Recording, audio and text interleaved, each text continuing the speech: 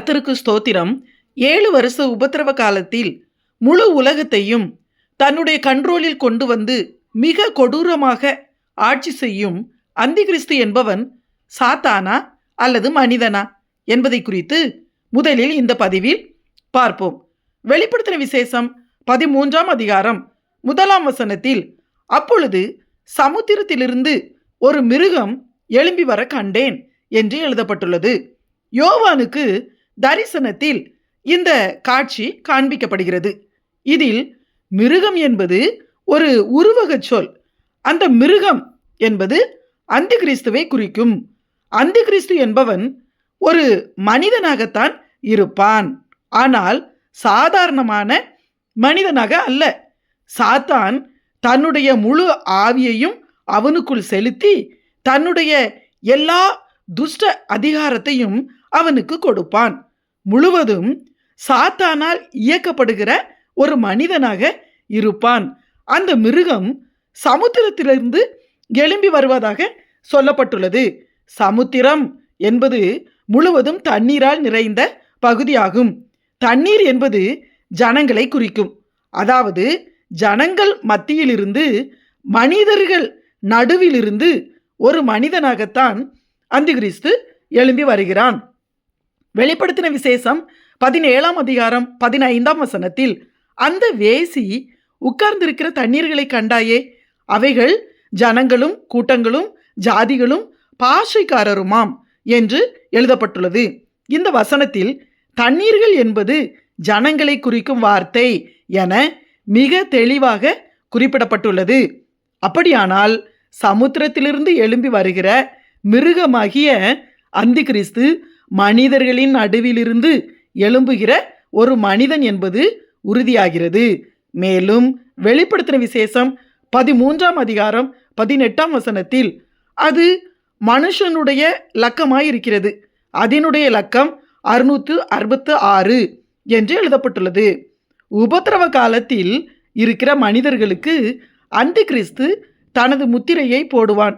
அந்த முத்திரை ஒரு நம்பராக இருக்குமாம். அதுவும் அது ஒரு மனிதனுடைய லக்கம் என்று எழுதப்பட்டுள்ளது.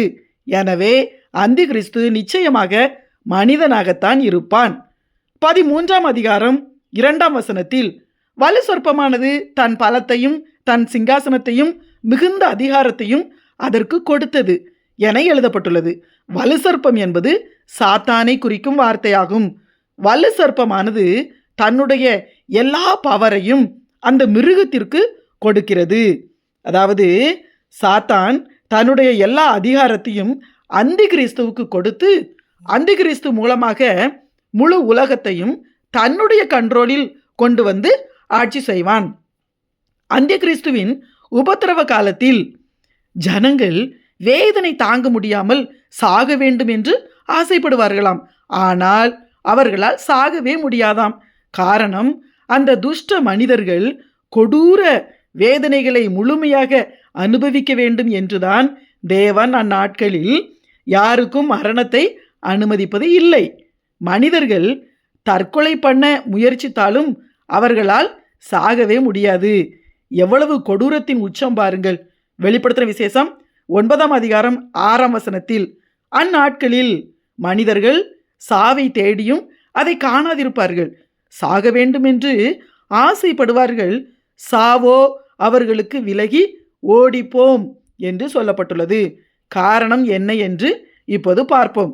9ஆம் அதிகாரம் முதல் 2 வசனங்களில், 5ஆம் தூதன் எக்காலம் ஊதினான், அப்பொழுது வானத்திலிருந்து பூமியின் மேல் விழும் ஒரு நட்சத்திரத்தை கண்டேன்.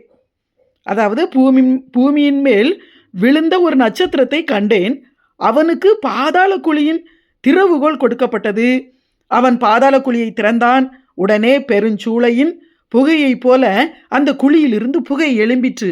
அந்த புகையின் அதாவது அந்த குழியின் புகையினால் சூரியனும் ஆகாயமும் அந்தகாரப்பட்டது என எழுதப்பட்டுள்ளது. 1ஆம் வசனத்தில் பூமியின் மேல் ஒரு நட்சத்திரம் விழுவதாக சொல்லப்பட்டுள்ளது. ஆனால் அந்த நட்சத்திரத்தை அவன் என்று குறிப்பிடப்பட்டுள்ளது. அதாவது அந்த நட்சத்திரம் என்ற உருவகச் சொல் உண்மையான நட்சத்திரத்தை குறிப்பது அல்ல. அது தள்ளப்பட்ட தூதனை குறிக்கிற வார்த்தையாகும். ஏசாயா 14ஆம் அதிகாரம் 12ஆம் வசனத்தில், அதிகாலையின் மகனாகிய விடிவெள்ளியே, நீ வானத்திலிருந்து விழுந்தாயே என்று சாத்தானை குறித்து அவனை ஒரு நட்சத்திரத்துக்கு ஒப்பிட்டு சொல்லப்பட்டுள்ளது. அவன் பாதாள குழியை திறக்கிறான். உடனே பயங்கர புகை, பூமி ஆகாயம் முழுவதும் அந்த புகையினால் இருளடைகிறது. சூரியனும் அந்தகாரப்பட்டதாம். அதாவது வெளிச்சம் கிடையாது. இரவும் பகலும் இப்படி இருந்தால் எப்படி இருக்கும்? முழு இருட்டு. கொடூர புகையினால் சுவாசிக்க கூட முடியாது. மேலும் பாருங்க, சூரியன் அந்தகாரப்பட்டது என்றவுடன் சூரியன் வெளிச்சம் இல்லாததால், அதாவது சூரியன் வெளிச்சம் கொடுக்காததால் வெப்பம் இருக்காது என நினைக்கக்கூடாது. வெளிச்சம்தான் இருக்காதை தவிர சூரியனின் வெப்ப அனல் அகோரமாக இருக்கும். மேலும் அந்த சாத்தானுடைய தூதன் பாதாள குழியை திறந்தவுடன் அந்த கொடூர புகையிலிருந்து பயங்கரமான வெட்டுக்கிளிகள் பாதாளத்திலிருந்து புறப்பட்டு பூமிக்கு வந்து மனிதர்களை சித்திரவதை செய்ததாம். 9ஆம் அதிகாரம் 3ஆம் 5ஆம் வசனங்களில் அந்த புகையிலிருந்து வெட்டுக்கிளிகள் புறப்பட்டு பூமியின் மேல் வந்தது. அவைகளுக்கு பூமியில் உள்ள தேள்களின் வல்லமைக்கு ஒப்பான வல்லமை கொடுக்கப்பட்டது. மேலும் அவர்களை கொலை செய்யும்படிக்கு அவைகளுக்கு உத்தரவு கொடுக்கப்படாமல் 5 மாதம் அளவும் அவர்களை வேதனைப்படுத்தும்படிக்கு உத்தரவு கொடுக்கப்பட்டது. அவைகள் செய்யும் வேதனை தேளானது மனுஷரை கொட்டும்போது உண்டாகும் வேதனையைப் போல் இருக்கும் என எழுதப்பட்டுள்ளது. அந்த உபத்திரவ நாட்களில் மிக கொடூரமான ஒரு உயிரினத்தை துஷ்ட மனிதர்களை வேதனைப்படுத்துவதற்காகவே தேவன் அனுப்புவார் போலும். இந்த வாதை 5 மாத காலம் நீடிக்குமாம். அந்த கொடூரம் தாங்க முடியாமல் தான் ஜனங்கள் சாக வேண்டும் என ஆசைப்படுவார்களாம். ஆனால் எப்படி முயற்சி பண்ணினாலும் சாக முடியாது. எப்படிப்பட்ட ஒரு அவல நிலை! அந்த வெட்டுக்கிளிகளின் உருவம் எப்படி இருக்கும் என்பதும் குறிப்பிடப்பட்டுள்ளது. 9ஆம் அதிகாரத்தை வாசிக்கும் போது அந்த வெட்டுக்கிளிகள் யுத்தத்திற்கு ஆயத்தம் பண்ணப்பட்ட குதிரைகளுக்கு ஒப்பாகவும் தலைகளில் கிரீடம் இருந்ததாகவும் அவைகளின் முகங்கள் மனிதர்களுடைய முகங்களைப் போல இருந்ததாகவும் அவைகளின் கூந்தல், அதாவது முடி, ஸ்திரீகளுடைய கூந்தல் போலவும் பற்கள் சிங்கங்களின் பற்களை போலவும் இருந்ததாம். இரும்பு மார்க்கவசங்களும் அவைகளை அணிந்து இரும்பு மார்க்கவசங்களை அவைகள் அணிந்திருந்ததாம்.